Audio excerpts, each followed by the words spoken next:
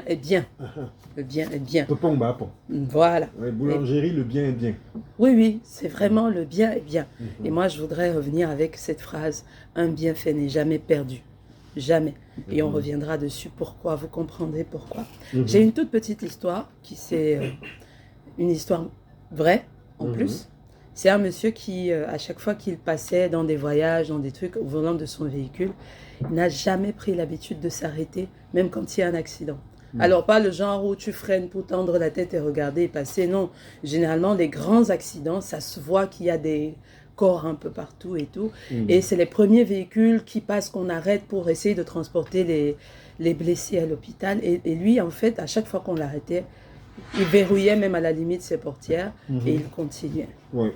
Tout le temps, c'était comme ça. Et certains de ses collègues lui disaient, attention, il faut des fois t'arrêter, c'est rien, c'est que du sang sur les banquettes, mais si tu peux sauver une vie, c'est toujours le plus important, parce qu'en réalité, quand on fait comme ça, on regarde sur place ceux qui respirent encore, c'est les premiers qu'on emmène. Vraiment, ceux qui sont vraiment traumatisés, on évite de bouger, parce qu'on ne sait pas, ça peut... Et un jour... Il passe encore une fois, il revenait de voyage, il revenait dans la ville et il voit un accident d'un bus et tout. Voilà, il y a des gens partout. Comme d'habitude, on stoppe, il ne s'arrête pas, il passe. Il arrive à la maison. Il ne trouve pas sa femme, il ne trouve pas ses enfants. Aïe. Et il se dit, peut-être ils sont sortis, ils sont allés faire un truc. Il avait complètement oublié que sa femme avait un programme de voyage, avec les enfants. Et après, c'est le téléphone qui sonne. Et c'est le numéro de sa femme. Il décroche. Ah, mais comment tu... monsieur, vous êtes le mari de... Ouais. Ah, elle vient d'être victime d'un accident de la circulation. Sauf qu'elle est décédée. Et c'est ce bus qu'il a traversé. Elle est décédée dans le bus qu'il a juste traversé quelques heures avant. Et tu ne sais pas si c'était ta femme qu'on te demandait de porter. Exactement. En réalité, c'est une histoire un peu triste. Mais c'est pour vous dire jusqu'à quel point ne pas faire le bien peut être justement triste. Il se serait arrêté, s'il avait l'habitude de s'arrêter, qu'il aurait peut-être vu sa femme prendre en priorité, pourquoi pas. Mais en tout cas, tu sais jamais. Et s'il avait pris l'habitude de s'arrêter pour les autres, peut-être quelqu'un se serait arrêté pour sa femme, même si ce n'était pas lui. Peut-être au moment où il passait, c'était déjà trop tard. Mais peut-être avant lui, il y a quelqu'un qui a refusé de s'arrêter, alors que c'est sa femme qu'on essayait de transporter. Le bien n'est jamais perdu. Quand on dit que le bienfait n'est jamais perdu, ce n'est pas forcément par rapport à soi-même directement.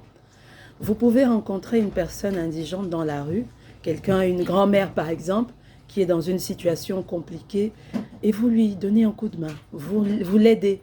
Peu importe la façon, on a toujours quelque chose à donner. J'aime à le dire. On a toujours quelque chose à donner. On n'a peut-être pas d'argent, on a du temps.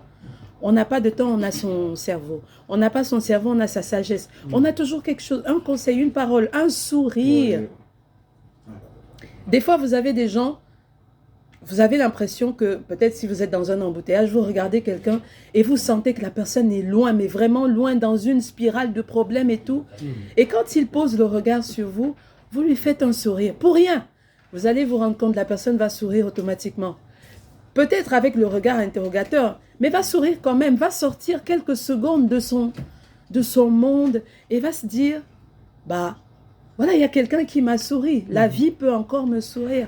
Vous ne savez pas à quel moment le bien que vous pouvez faire à quelqu'un, le geste que vous pouvez poser, peut sauver une vie. La vie, ce n'est pas toujours matériel. Ce n'est pas toujours mourir comme on le croit.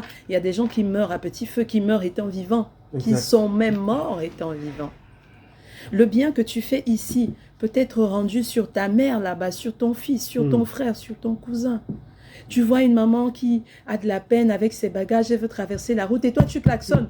Oh, dis donc! Tu lui mets la pression, la maman panique sur la route. Elle panique et peut-être le pire arrive. Ou même elle a son cœur qui lâche, même s'il n'y a pas grand-chose au vu, mais dans son mental, elle se dit « je ne suis plus respectée ». Comment on peut klaxonner pour une personne de mon âge? Sauf qu'au même moment, ta grand-mère, que tu sais qu'elle est au village, elle vit situation pareille. Il y a un petit enfant, les enfants qui jouent dans la cour là, et elle leur dit, je veux me reposer. Oh, dis donc, fous le camp grand-mère. Et toi, quand tu arrives, elle te dit, les enfants d'ici m'ont manqué de respect, tu commences à prendre tes gros galons. Venez ici, tu fouettes, tu fouettes, tu fouettes. Qui t'a fouetté? Qui t'a fouetté? Ah, ça. C'est juste le karma. Tu fais du bien, tu récoltes le bien. Le bien que tu récoltes ne sera pas forcément pour toi. Parce que je sais qu'à ce moment, tout le monde va me dire, oui, c'est l'homme qui a rendu l'homme mauvais, tu as fait du bien à quelqu'un, continue de faire ton bien. Parce que ce bien que tu fais, parfois tu le récupères sur ta génération, 4e, 5e, 6e génération. Qu'est-ce que la vie dira? Cet homme a été bon, il a fait du bien. Même si au moment où il faisait du bien, on lui rendait du mal, le bien que tu as fait est gardé. La vie, c'est quoi? Le karma, le temps. C'est comme une boîte dans laquelle tu mets des bijoux ou tu mets des choses. Le jour où on ouvre, tu n'as pas fait la magie. Tu ne récupères que ce que tu y as mis. Si tu as mis du bien, tu récupères le bien. C'est tout. Si tu as mis du mal, tu récupères le mal. Et je dis encore une fois, ça ne veut pas dire que ça va te toucher directement toi-même. Ça peut toucher tes personnes, tes proches, tes amis, tes enfants. Mais demande-toi quelle est ta place justement dans la chaîne des responsabilités. Et dis-toi que si tu as fait ce que tu devais faire de bien à ton niveau, à chaque fois, même quand on t'a rendu le mal, tu as toujours fait le bien. Remercie le Seigneur parce que tu te dis, même si moi j'encaisse le mal, je sais que les miens récolteront ce bien. Le bien que tu sèmes en fait n'est pas forcément pour les autres, c'est pour toi et les tiens. Ce sont tes biens en fait. Le bien que tu sèmes est ton bien. Ce n'est pas pour les autres. Faire du bien aux autres, c'est à toi que tu en fais. C'est à ta vie que tu en fais, à ta lignée que tu en fais. On a l'impression qu'en faisant du bien aux autres, on perd. Non, tu ne perds rien. Tu donnes juste qui tu es et tu récoltes. Quoi? Ça t'enlève rien. Mon frère. Ouais. Et je dis, on a toujours quelque chose à donner. Il y a toujours quelque chose à donner. Non, je n'ai rien à te donner. Non, il y a toujours quelque chose à donner. donner. Et en réalité, le bien, le vrai bien, c'est lorsque ça te demande un sacrifice. C'est quand, en fait, tu sors du boulot, tu es en colère, mais tu réussis quand même à sourire à quelqu'un dans la rue, à aider quelqu'un, alors que tu n'es pas d'humeur. C'est pas de dire, vraiment, je suis pas d'humeur aujourd'hui, on va voir ça un autre jour. Non. Qu'est-ce que tu gagnes à faire le bien quand tu es bien? Ouais. Il faut faire le bien même quand tu es mal. C'est là où tu as le mérite. Tu as des soucis, tu as des problèmes, il te reste peut-être 10 000, et puis tu as quelqu'un qui vient te demander, qui vient te poser un problème d'argent. Tu casses le 10 000, tu lui donnes, ou tu lui donnes tous les 10 000. Ce n'est pas être fou. Ce ne veut pas dire que tu ne sais pas, la bonne charité commence par soi-même, non. Ça veut juste dire qu'à un moment donné, tu t'es rendu compte qu'il avait peut-être plus besoin de ça que toi. Sinon, ce qui se passe souvent, c'est quoi? C'est que tu perds les 10 000 là. Et après, tu commences à t'énerver. Pourquoi? Machin. Non, parce qu'il y a quelqu'un quelque part qui a besoin de ces 10 000. Et la vie, c'est que si la personne venait te demander, tu n'allais jamais donner. Donc, tu les perds. Comme ça, tu ne sais pas où. Nous tous, on a déjà perdu un peu d'argent quelque part. Parfois, tu payes quelque chose, tu oublies de récupérer le remboursement. Arrête de faire tout un plat. Dis-toi que si on t'a délesté de cela, c'est que peut-être quelque part, il y a quelqu'un qui a besoin de ça. Oui. D'où j'ai défini parfois le soi même comme soit l'autre, soit moi. Mais on est l'autre. L'autre, c'est toi. On est l'autre. Parce que pour quelqu'un, tu es l'autre.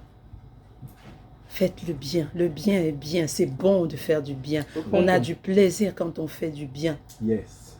Et on a toujours quelque chose à donner. Ça, j'aime beaucoup. Son temps, son sourire.